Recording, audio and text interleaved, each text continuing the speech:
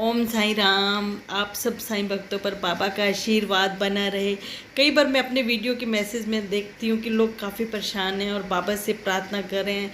आप विश्वास रखो, बाबा आपकी ज़रूर सुनेंगे। अगर आप दर्द में हो, तकलीफ़ में हो, तो आप हिम्मत मत हारना।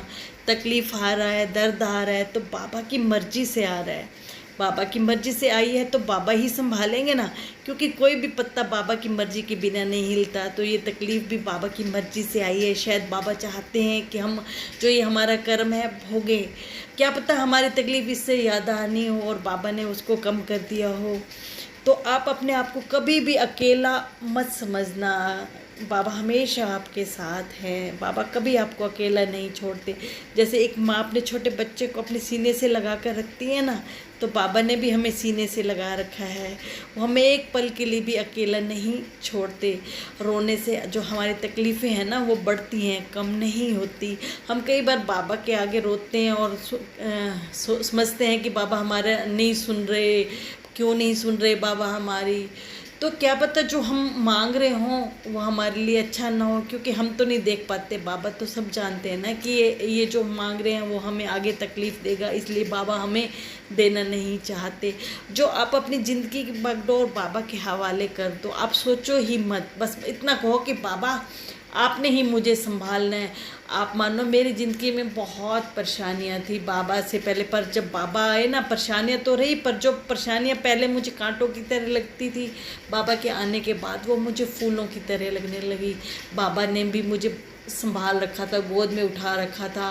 बाबा चाहते थे कि मेरे बेटे की जो कर्म है ना वो कट जाए, और जब मेरे कर्म कट गए ना तो मेरी ज़िंदगी में खुशियाँ ही खुशियाँ आ गई। मेरी ज़िंदगी में जब परेशानियाँ थी, मुझे बाबा पर पूरा विश्वास था। मैंने बाबा को थाम रखा था। मेरा विश्वास बिल्कुल बाबा से कम नहीं हुआ, चाहे कितने भी दुख क्यों ना आए। मैं कह रही थी बाबा आप सब देख रहे हो, आप हो ना, आप हो ना। बस मैंने इतना इतना कहती थी आप हो ना। और मेरी परेशानियाँ धीरे धीरे कम होती गई, और मेरी ज़िंदगी में जब बहुत सुख आए ना, तो मेरी आंखों में बहुत आंसू आए कि बाबा आपने मुझे क्या से क्या बना दिया। सच में बाबा सबका साथ देते हैं। आप अगर अपने दुख में रोते हो ना, तो रोने से दुख कम नहीं होंगे। आप अच्छे कर्म करो, आप अपने जो सुखों को बढ़ाओ, अपने दुखों को कम करो। आप अपने दुखों को अच्छे कर्म करके ही कम कर सकते हो। बाबा भी तो कहते हैं ना कि आप दूसरों की मदद करो, दूसरों के काम आओ। बाबा पूजा पाठ से खुश नहीं होंगे। अगर आप दूसरों की मदद करोगे, कुत्तों को दूध वगैरह, मतलब जो ये प्राणी हैं इनको भी अगर खाना खिलाओगे ना, तो बाबा बहुत खुश होंगे।